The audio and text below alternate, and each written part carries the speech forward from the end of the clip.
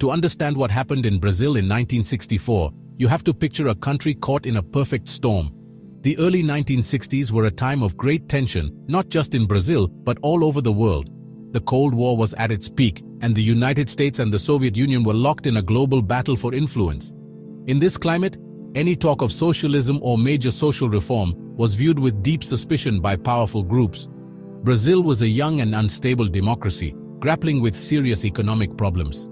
Inflation was out of control, making everyday life a struggle for millions. The cost of rice, beans, and transportation was constantly rising, and people were worried and angry.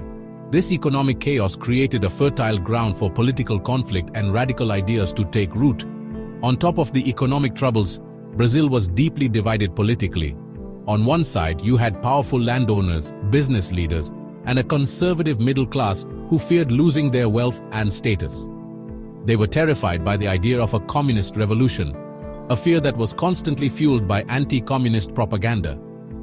They looked at Cuba, where Fidel Castro had recently taken power, and saw a warning.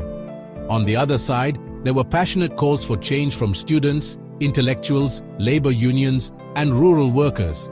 They wanted land reform, better wages, and a more equal society. These groups believed that Brazil's vast resources were unfairly concentrated in the hands of a small elite, and they were demanding a fundamental shift in the country's direction.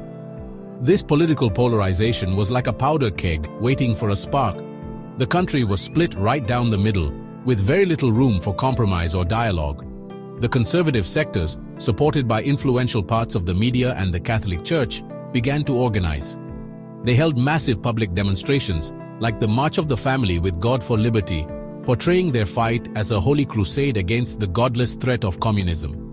They argued that democracy itself was at risk and that strong leadership was needed to restore order.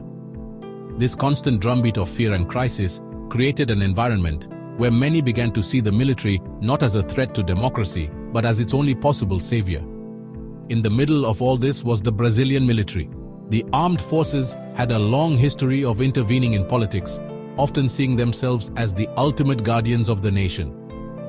Many of their top officers had trained in the United States and were deeply influenced by Cold War ideology.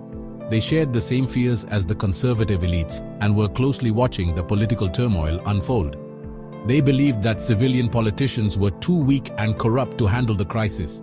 As the calls for radical reform grew louder, the generals began to quietly plan, convinced that it was their duty to step in and save Brazil from what they saw as a descent into chaos and communism. The stage